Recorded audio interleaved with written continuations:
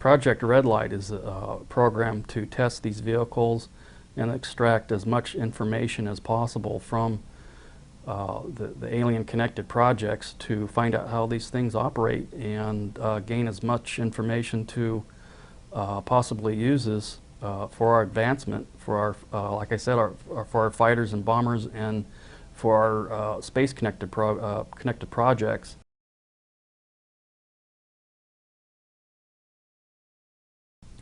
Well, through my NSA contact, he was in the Army.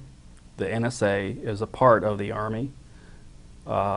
He was in advanced intelligence gathering. He had a top secret Umber clearance.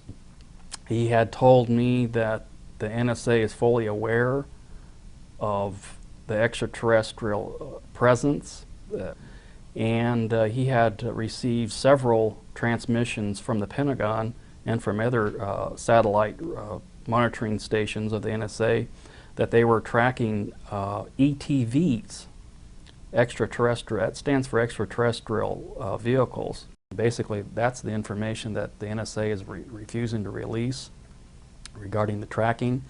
And they also cooperate back and forth with the NRO, the National Reconnaissance Organization, regarding tracking and intercepts, along with NORAD, the Air Force, and the Army. They're all in on it, and it's all connected with a top secret group called Magi Control.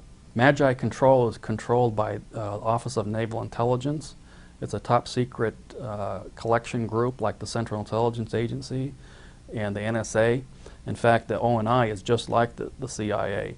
It's a top secret organization within the Navy out of ONI to collect top secret information, collect information on foreign dignitaries, foreign leaders, the Alien Connected Project primarily.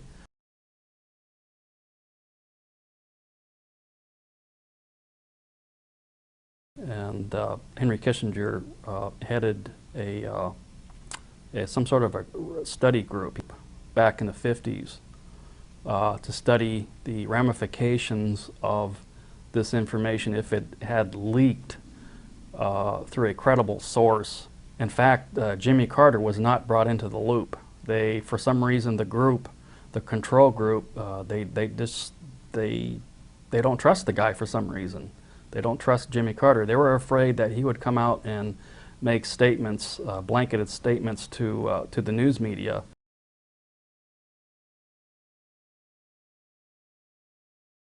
Basically, was controlled by Majestic 12 people, the notorious MJ-12, which is no longer called MJ-12. I'm trying to find out the new name. Basically, it's an oversight group intermingled with the National Security Council and the National Security Planning Group. They have full control. They have no congressional oversight whatsoever. They answer to nobody except for the President of the United States. But they're trying to push it aside away from the President.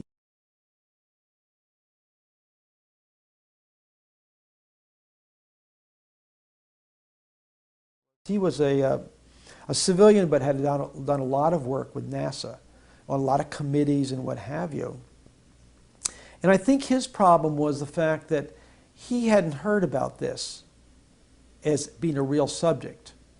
And he knew that he was very important because he was on a lot of committees in NASA.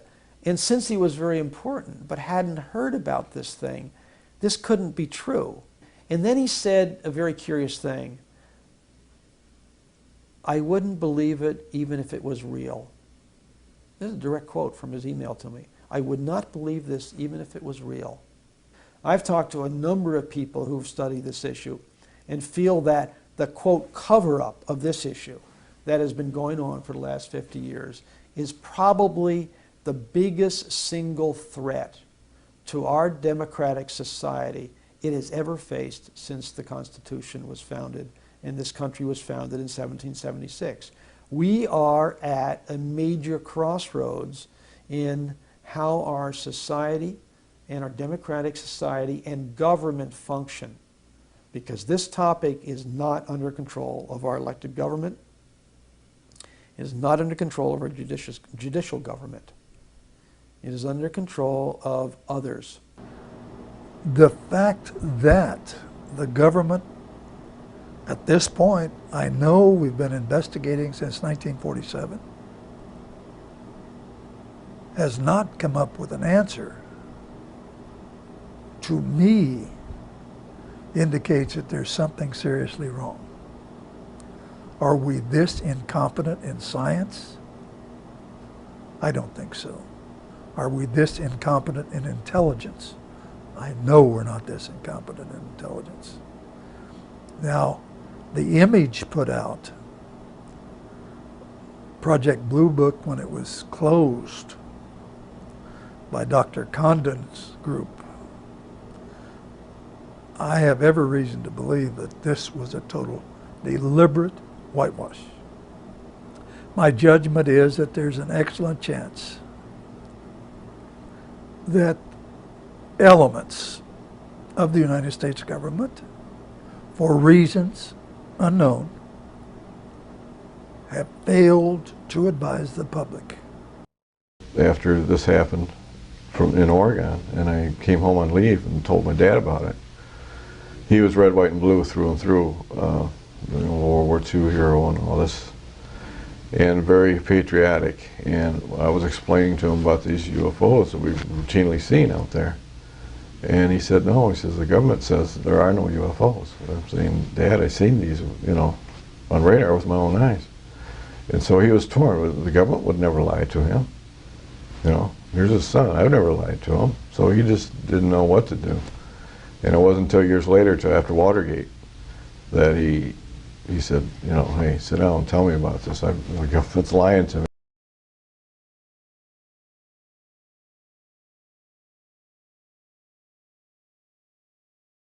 Dr. Carol Rosin is a former aerospace executive with Fairchild Industries who worked specifically for the last 4 years of his life with Wernher von Braun. During those years, she learned of what Wernher von Braun knew about this subject, and specifically that weapons in space were being planned many decades ago, and that it was all a hoax, that they would first use the excuse of the Cold War, then of terrorist rogue nations, then of an asteroid, and that the ultimate trump card that they would play would be to hoax an extraterrestrial threat to justify the weaponization of space. Wernher von Braun begged Dr. Rosin to do what she could to keep these weapons out of space because he felt it was enormously dangerous and unwise to move down that perilous path. When I was a corporate manager of Fairchild Industries in 1974 through 77, I met the late Dr. Wernher von Braun in early '74. At that time, von Braun was dying of cancer, but he assured me that he would live a few more years in order to tell me about the game that was being played, that game being the effort to weaponize space, to control the Earth from space and space itself. Von Braun's purpose in life during the last years of his life, his dying years, was to educate the public and decision makers about why space-based weapons are a dumb, dangerous, destabilizing, too costly, unnecessary, unworkable, undesirable idea. The strategy that Wernher von Braun taught me was that first the Russians are going to be considered to be the enemy. In fact, when I met him in '74, they were the enemy, the identified enemy. We were told that they had killer satellites. We were told that they were coming to get us and control us, the dirty commies, that whole story. First, the Russians were the enemy against whom we're going to build space-based weapons. Then terrorists would be identified, and that was soon to follow. We heard a lot about terrorism. Then we were going to identify third world country crazies. We now call them nations of concern. But he said that would be the third enemy against whom we would be needing to build space-based weapons. And the next enemy was asteroids. Now at this point, he kind of chuckled the first time he said it. Asteroids, against asteroids we're going to build space-based weapons. So it was funny then. And the funniest one of all was against what he called aliens, extraterrestrials. That would be the final card. And over and over and over during the 4 years that I knew him and was giving his speeches for him, he would bring up that last card. And remember, Carol, the last card is the alien card. We're going to have to build space-based weapons against aliens. And all of it, he said, is a lie. A lie. He didn't mention a timeline, but he said that it was going to be speeding up faster than anybody could possibly imagine. That the effort to put weapons in space was not only based on a lie, but would accelerate past the point of people even understanding it until it was already up there and too late. In 1977, I was at a meeting in Fairchild Industries in a conference room called the War Room. And in that room were a lot of charts on the walls with enemies, identified enemies, names that people had never heard of, names like Saddam Hussein and Gaddafi. But we were talking then about terrorists, the potential terrorists. No one had ever talked about this before, but this was the next stage after the Russians against whom we were going to build space-based weapons, these terrorists. This is 1977, and they were talking about creating a war in the Gulf region when there was $25 billion in the space-based weapons program that yet had not been identified. It wasn't called the Strategic Defense Initiative, at least, until 1983. This weapons system then had obviously been going on for some time that I didn't know anything about. So I stood up in this meeting in 1977 and it said, I'd like to know why we're talking about space-based weapons against these enemies. I'd like to know more about this. Would somebody tell me what this is about? Nobody answered. They went on with this meeting as though I hadn't said anything. I have concluded that it's based on a few people making a lot of money and gaining power. It's about ego.